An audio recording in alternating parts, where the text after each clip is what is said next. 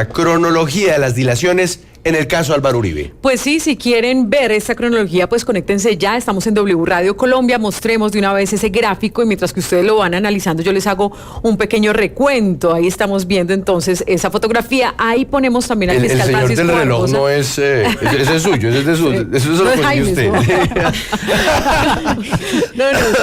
No, es el reloj pues que está corriendo para todos los que se parece como el reloj como es del tiempo final del planeta, el que cada tanto los científicos van ajustando. Exactamente. Y ahí ponemos al fiscal Francisco Barbosa en este saludo en Casa de Nariño cuando estaba pues posesionándolo Iván Duque, el presidente Iván Duque, porque recuerde usted, Juan Pablo, que el reto que ponían o una de las preguntas que se hacían los analistas era qué iba a hacer Francisco Barbosa durante su administración debido a la cercanía con Iván Duque, su amistad, ya que pues el jefe político de Iván Duque, Álvaro Uribe Vélez, tendría este proceso que seguramente llegaría a la fiscalía. Mientras que mostramos en full pantalla este gráfico, pues hay que decir que la justicia le ha negado 3 veces a la fiscalía su petición de precluir la investigación contra el expresidente Álvaro Uribe Vélez. Mostrémoslo full pantalla mejor para que podamos ver toda la cronología.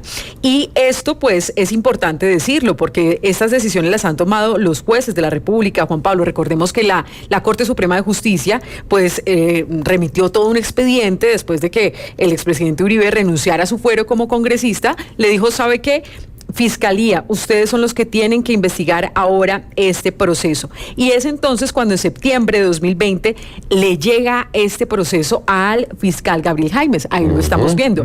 Recordemos, Mauricio, que Gabriel Jaimes pues fue cercano a Alejandro Ordóñez y después fue nombrado por el mismo Francisco Barbosa como coordinador de fiscales delegados ante la Corte. Sí, ¿no? Señor, fue jefe de todos los fiscales delegados ante la Corte. Exactamente. Y él entonces asumió este proceso en septiembre de 2020 y recordemos que el fiscal, pues después de esa fecha, mire todo el tiempo que pasó. Hasta agosto de 2022 fue cuando ya un nuevo fiscal conoció nuevamente este proceso. Pero entre 2020, Juan Pablo, y esta fecha, 2022, pues fue un tiempo considerable que el fiscal Jaimes tuvo su expediente en su escritorio y él pedía la preclusión en contra o a favor, mejor, del expresidente Álvaro Uribe Vélez. Escuchemos lo que él decía. No tiene cabida considerar que la resolución de situación jurídica, y más en este caso de más de 1.500 páginas, pueda cumplir con los aspectos de claridad y de ser sucinta respecto a unos hechos para ser transmitidos de forma puntual.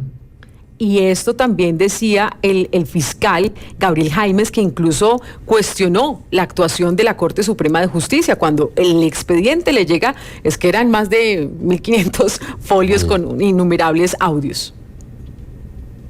Pero no contiene con rigor los hechos jurídicamente relevantes y menos de una manera organizada y concatenada que nos permitan calificar el desarrollo de esa diligencia como una forma clara y sucinta.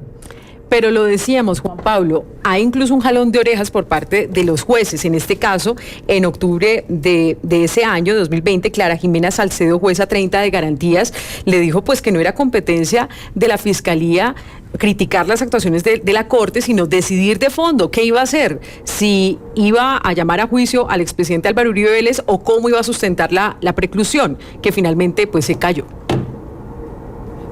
Y estimo que se trató de un desatino del representante de la Fiscalía General de la Nación, doctor Gabriel Jaimes, a prestarse a realizar o a presentar circunstancias a partir de las cuales, en su muy respetable criterio, la manera en cómo fue conducida la diligencia de indagatoria, en la cual tuvo participación el doctor Álvaro Uribe Vélez, podría representar de alguna forma una violación a sus garantías fundamentales y al debido proceso.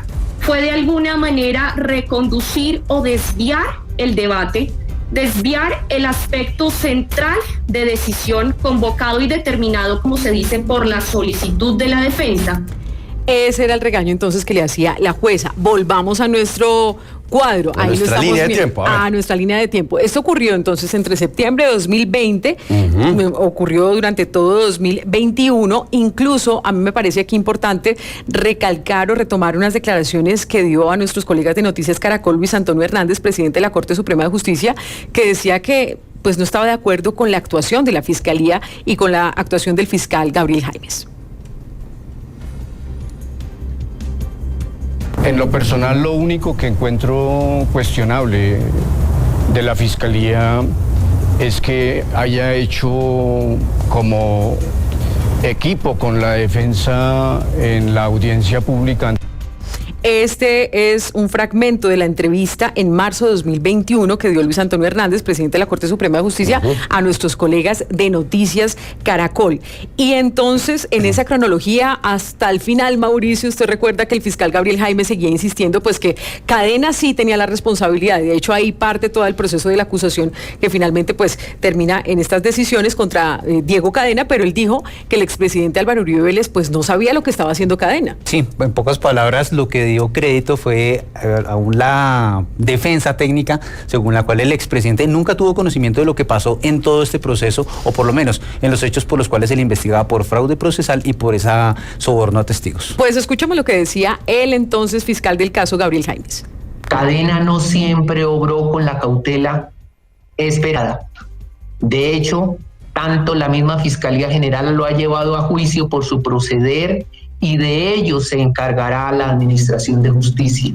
Mostremos nuevamente nuestra línea de tiempo, Mauricio, Juan Pablo, pues para darnos cuenta que entonces el tiempo transcurre y es en agosto de 2022 cuando ya se cambia, después de esta decisión de la justicia, de una jueza, de negar esa solicitud de preclusión, se cambia de fiscal y entonces Javier Cárdenas, fiscal tercero delegado ante la Corte, que además era subalterno de Gabriel Jaimes, pues insiste nuevamente por segunda vez en solicitar esta preclusión a favor del expresidente Álvaro Uribe Vélez. Los hechos imputados por los delitos de soborno en actuación penal y fraude procesal se enmarcan en lo que se ha denominado atipicidad de la conducta. Pero entonces viene otro regaño, Juan Pablo, de la jueza 41 Laura Barrera, o llamada de atención sobre todo con respecto a esos argumentos presentados por la Fiscalía. Esto dijo la jueza. Todo lo anterior le permite al despacho concluir que, contrario a lo aseverado por el señor fiscal, sí existen elementos materiales probatorios, evidencia física, información legalmente obtenida que permite afirmar con probabilidad de verdad que la conducta delictiva descrita en el artículo 444A de soborno en actuación penal sí ocurrió y que el doctor Uribe puede tener la condición de partícipe. ¿Se acuerdan que el fiscal Gabriel Jaimes decía que el expresidente Uribe Vélez no sabía las actuaciones de Diego Cadena? Pues aquí la jueza dice, pero es que Cadena, incluso en unos audios, dijo, expresidente, ¿cómo actuó? Y él le dijo, proceda. A Diego Cadena, correcto. Quería su autorización para estar 100% claros. Doctor Álvaro Uribe Vélez, proceda, doctor Diego, pues que hace las cosas bien. Hasta aquí la cita. Se puede advertir que su intención era la de conseguir declaraciones en contra de Iván Cepeda, pues de la comunicación pública que trajo la Fiscalía y que repitió en todos los hechos jurídicamente relevantes. Y aquí entonces, por segunda vez, una jueza de la República le dice a la Fiscalía, no, ustedes no tienen los argumentos suficientes para solicitar la preclusión. Cobra vigencia lo indicado por la Corte Suprema de Justicia al referir que Juan Guillermo Monsalve es testigo en este sentido. De contera, para los efectos que aquí nos ocupan es suficiente probar que Monsalve Pineda ostenta la condición de testigo por ser detentador de un conocimiento respecto del cual ya declaró. Mostremos nuevamente nuestra línea de tiempo. Entonces, desde agosto de 2022, ¿ahí ya llegamos a qué fecha? Ahí ya vamos a octubre 6 de 2023. 23, ajá. Exactamente. Y aquí, Mauricio, pues se da esta decisión importante también del Tribunal Superior de Bogotá, pues donde le dice a la Fiscalía por tercera vez que no es posible solicitar la preclusión de este caso. Claro, y es justamente lo que se estaba esperando por parte de este fiscal décimo delegado ante la Corte Suprema de Justicia, Andrés Palencia, para que tomara esa decisión de precluir o llamar a juicio, o en este caso acusar al expresidente Álvaro Uribe.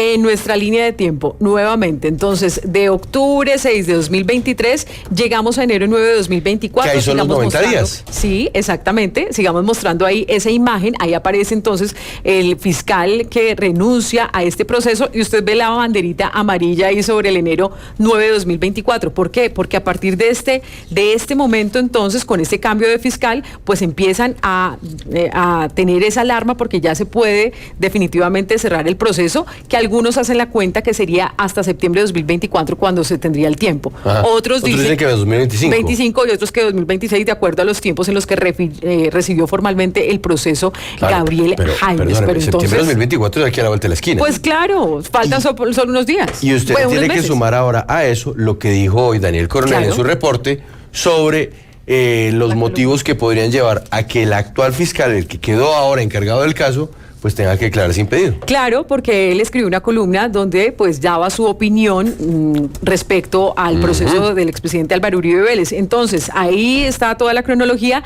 y decimos que van casi 4 años este expediente en poder de la Fiscalía a cargo de Francisco Barbosa como actual jefe fiscal general, pero no ha podido tener una solución y posiblemente puede llegarse la fecha definitiva de finalización de la acción penal. Muy bien, Andrea, muchas gracias.